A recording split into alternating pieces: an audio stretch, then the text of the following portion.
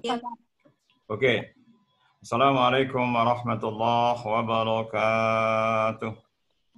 Waalaikumsalam warahmatullahi wabarakatuh. Ya, puji syukur kita ucapkan kepada Allah Subhanahu wa taala berkat limpahan rahmat, nikmat serta karunia juga. Alhamdulillah wa syukrillah keberadaan kita pada saat ini dalam keadaan sehat walafiat baik lahir maupun batin. Sehingga kita dapat bertemu pada siang ini dalam rangka daring PKN kelas 11 dengan judul Priorisasi Pelaksanaan Demokrasi Pancasila di Indonesia. Selawat iring salam semoga senantiasa terlimpah kepada junjungan Nabi besar kita Muhammad sallallahu alaihi wasallam beserta para keluarganya, sahabat-sahabatnya dan pengikut-pengikutnya sampai akhir zaman. Ya, baik. Sebelum kita lanjut, ada baiknya Bapak sedikit mengulang bahwa kata-kata demokrasi kita teringat dengan pendapat dari Presiden Amerika Serikat Abraham Lincoln bahwa demokrasi itu suatu pemerintahan dari rakyat, oleh rakyat, dan untuk rakyat. Kalau bahasa Inggrisnya, the government is for the people, to the people, and to the people. Jadi dari rakyat, oleh dan untuk rakyat. Ya. For the people, to the people, and by the people. Itu kata Presiden Abraham Lincoln. Itu tentang demokrasi. Kalau bicara pelaksanaan, artinya mekanisasi ataupun pelaksanaan demokrasi itu di Indonesia bagaimana? Terutama kita demokrasi Pancasila. Jadi demokrasi kita beda dengan negara-negara yang di luar sana. Demokrasi Pancasila ini diambil dari tata nilai budaya yang ada di negara Indonesia. Ya. Nah, kalau Anda lihat di situ, berarti lihat dari konstitusional. Kalau bicara konstitusional berarti lari ke Undang-Undang Dasar 1945. Ya kan? Anda lihat di sana, kalau pasal itu ada pasal 1 ayat 2. Ya. Pasal 1 ayat 2, sebelum amandemen, kedaulatan adalah di tangan rakyat dan dilakukan oleh MPR. Kedaulatan rakyat, ya. Kalau kedaulatan bahasa Arab, daulah, artinya kekuasaan rakyat. Ya. Kekuasaan rakyat dilakukan oleh MPR. Pada saat itu MPR, ya, Majelis Permusyawaratan Rakyat. Pada masa Orde Baru, MPR itu merupakan lembaga yang tertinggi di negara ini. Tapi setelah amandemen, maka MPR itu kembali lagi menjadi lembaga tinggi negara. Ya. Kemudian dilihat lagi dalam pasal 1 ayat 2, setelah amandemen. Ya, setelah, berarti kalau setelah, sesudah. Kedaulatan berada di tangan rakyat, dilaksanakan menurut Undang-Undang Dasar. Nah, itu. Jadi sebelum amandemen dilaksanakan oleh MPR. Setelah amandemen dilaksanakan oleh Undang-Undang Dasar. Ada perubahan itu. Ya kan? Tolong diperhatikan itu. Jadi sebelum amandemen bahwa kedaulatan rakyat itu diambil alih oleh MPR. Tetapi setelah amandemen, maka kedaulatan di tangan rakyat itu dilaksanakan menurut Undang-Undang Dasar. Kita lihat lagi, ya. Itu tadi dalam Undang-Undang Dasar 45. Di C-nya, ya, dalam Konstitusi RIS. Konstitusi RIS ini berlaku ya 1949. Ya. Di pasal 1 ayat 2-nya. Pasal 1 ayat 1 ya. Republik Indonesia Serikat yang merdeka dan berdaulat ialah suatu negara hukum yang demokrasi dan berbentuk federasi. Ada lagi kata-kata negara hukum yang demokrasi. Jadi negara hukum itu ada, tidak ada lain adalah untuk memperjuangkan kepentingan rakyat. Itu loh. Ya. Nah, tetap dilaksanakan oleh Undang-Undang Dasar. Sekarang kita tanya, kenapa harus berdasarkan kepada Undang-Undang Dasar atau konstitusional setiap lembaga tertinggi maupun tinggi negara? Kenapa dasarnya Undang-Undang Dasar?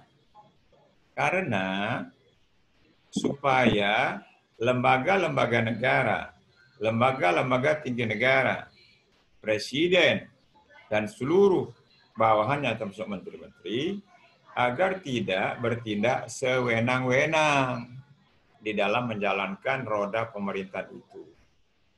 Sekarang Pak Jokowi itu dia bertindak harus berdasarkan Undang-Undang Dasar.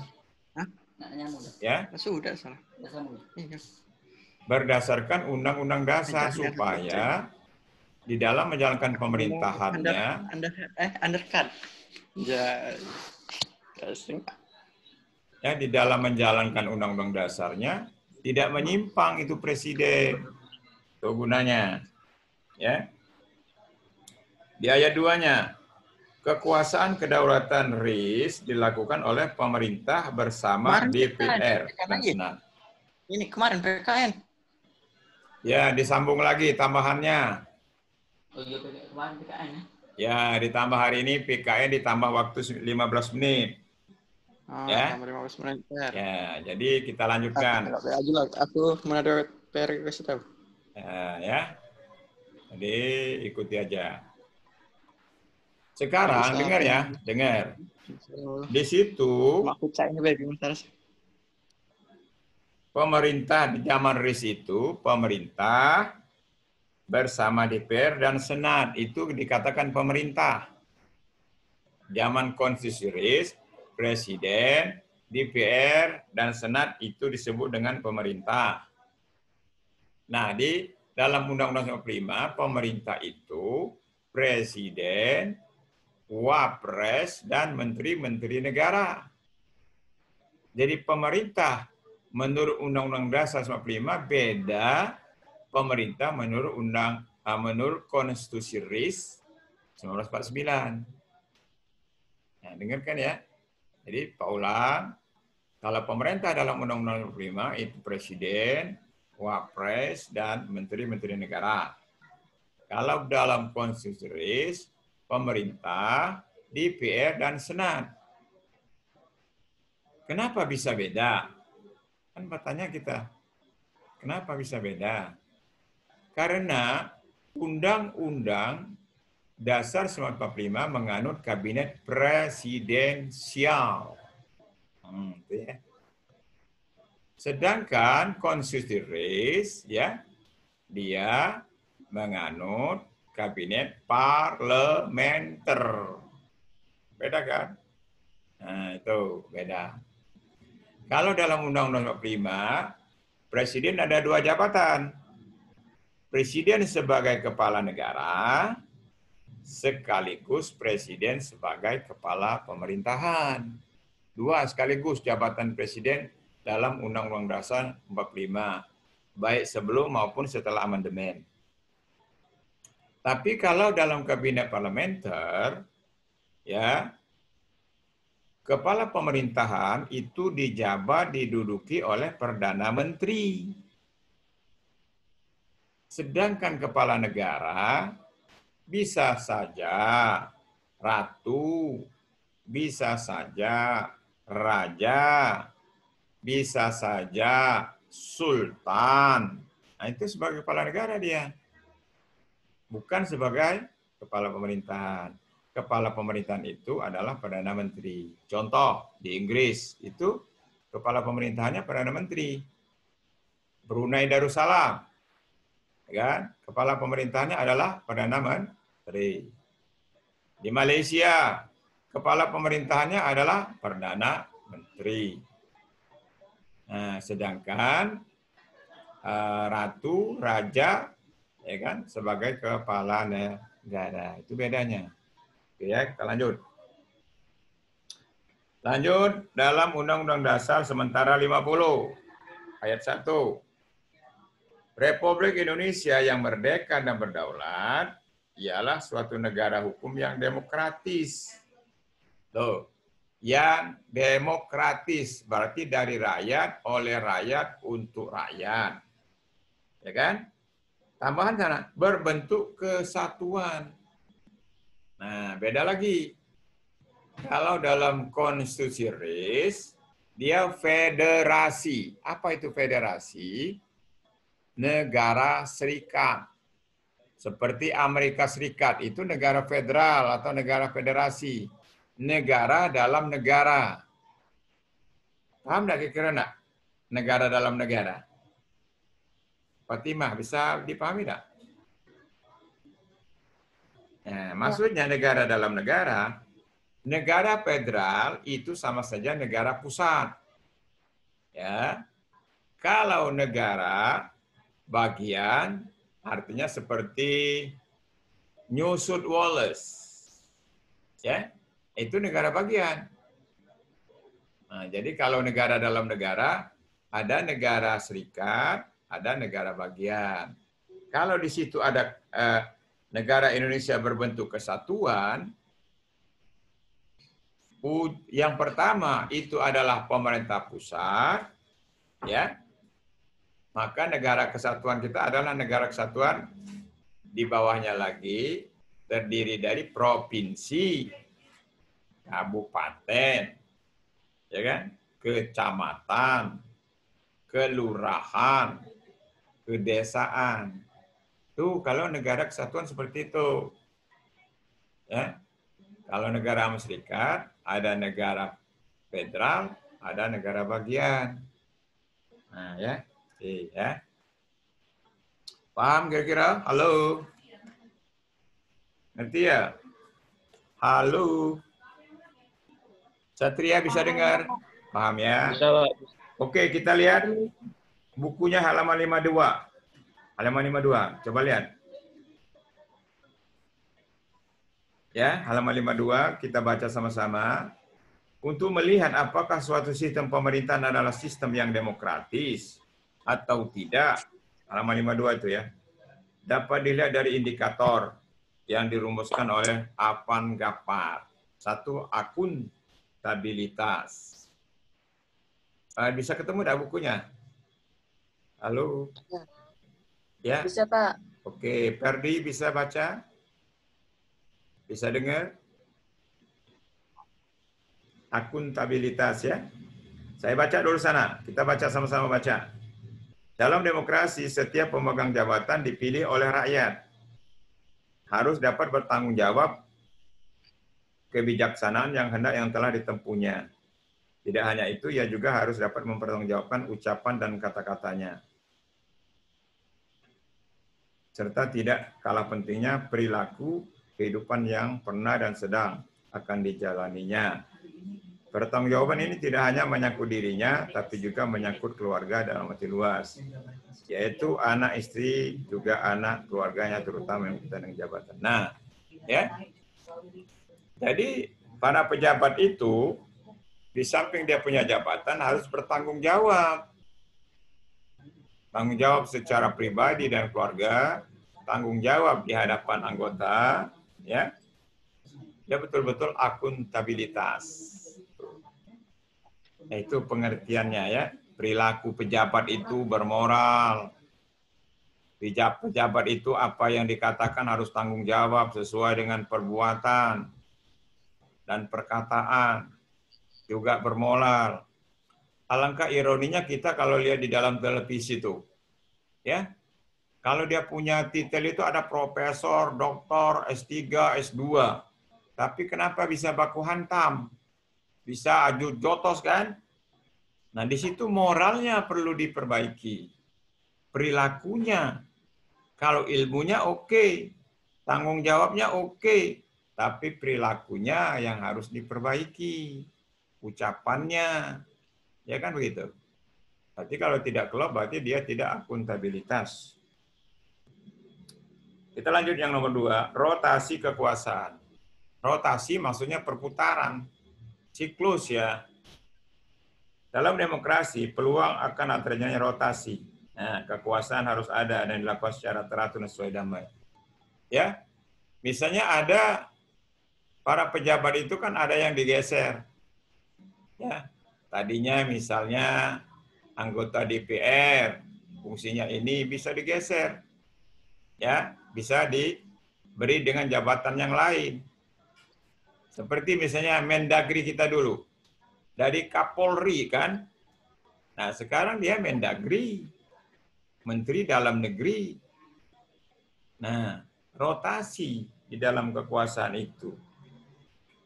Ya. Jadi artinya pemindahan. Ya.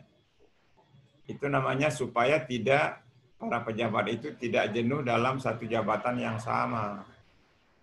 Dan punya kekuasaan juga tidak harus kita bertindak sewenang-wenang. Oke, waktu kita 2:12 menit, masih 3 menit. Kita selesaikan ini. Rekrutmen politik yang terbuka. Ya, rekrutmen di situ lihat. Untuk memungkinkan terjadinya rotasi kekuasaan diperlukan satu sistem rekrutmen politik yang terbuka. Artinya setiap orang memenuhi syarat untuk mengisi dan jabatan politik.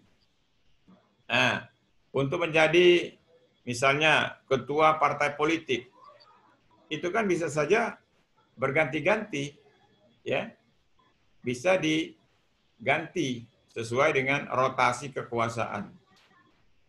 Kalau dia misalnya sudah habis masa waktunya, maka dia harus meletakkan diganti oleh yang lain. Penggantian ketua partai politik, apakah bisa Nasdem, apakah dari P3, apakah dari PDIP, ya, ada rotasi kekuasaan di sana. Ya. Dan yang dilihat di bukunya halaman 53 ada pemilihan umum. Pemilihan umum. Ya. Diadakan di Indonesia 5 tahun 1 kali.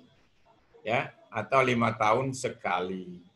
Dipilihlah presiden yang baru, menteri yang baru, para pejabat yang baru. Ya kan?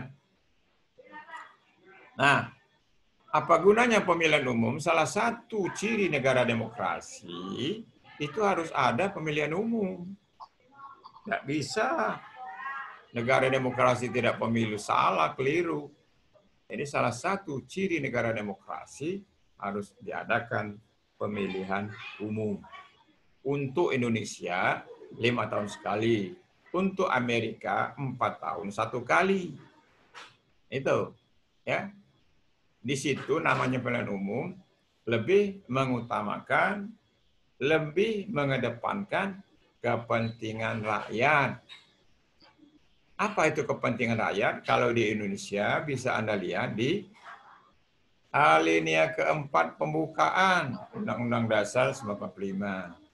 Ada 4 kan? Nanti Anda pahami. Ya, melindungi segenap bangsa dan seluruh tumpah darah Indonesia.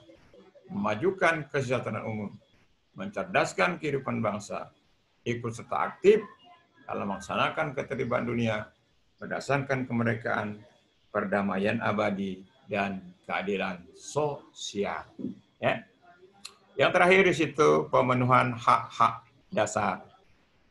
Dalam suatu negara yang demokratis, dalam setiap negara demokratis, setiap warga negara dapat menikmati hak-hak dasar mereka secara bebas. Di dalamnya hak untuk menyatakan pendapat, hak untuk berkumpul. Nah, menyatakan pendapat kan boleh bebas dan bertanggung jawab di Indonesia. Demonstrasi boleh tidak? Boleh, asal jangan anarkis. Menyampaikan pendapat di muka umum boleh, asal jangan anarkis. Ya, ditemui wakil-wakil rakyatnya secara damai demonstrasinya, bukan anarkis, artinya semau-maunya. Ya. Jadi ada hak-hak dasar, mengemukakan pendapat, ya kan? Berserikat dan berkumpul, artinya boleh kita mengadakan organisasi, baik organisasi politik, organisasi sosial di dalam masyarakat, boleh. Itu hak-hak dasar daripada warga negara itu sendiri. Ya. Oke anak-anak, karena waktu kita sudah Pak Janji tadi kan 15 menit ya. Ini sudah 15 menit, sudah janjian kita. Jadi kita materi cukup di sana saja dulu. Nanti Anda baca periode berikutnya ya. Ada perlu ditanyakan dalam 1 atau 2 menit? Halo? Bisa? Bisa dimengerti? Bisa dipahami? Oke ya. Mudah-mudahan tidak jenuh mendengarkan pelajaran PKN. Jenuh enggak? Tidak, Pak. Tidak. Apa? Ayo, ada pertanyaan enggak? Oke ya? Selesai ya? Oke. Jangan sampai jenuh, baca saja sendiri. Hari ini enggak ada tugas. Yang penting Anda baca saja ya di rumah. Ya kan? Iya, Pak. Baca, pahami. Kalau seandainya tidak mengerti, boleh melalui daring Zoom ini Anda tanya ke saya. Ya kan? Supaya Bapak bisa jawab, Anda bisa mengerti, dan Pak maunya jangan males, rajin-rajin belajar, kasihan dengan orang tua Anda, begitu banyak uang yang sudah dikeluarkan untuk Anda, dan perbaiki moralnya yang kalau ada yang tidak baik ya. Mohon maaf bila terdapat kekeliruan pada hari ini yang Bapak sampaikan pada saat ini. Mudah-mudahan apa yang Pak sampaikan dapat dimengerti dan dipahami. Kepada Allah kami mohon ampun. Akhirul kalam. Billahi taufiq wal hidayah. Wassalamualaikum warahmatullahi wabarakatuh. Saya. Waalaikumsalam warahmatullahi wabarakatuh. Ya, oke. Terima kasih.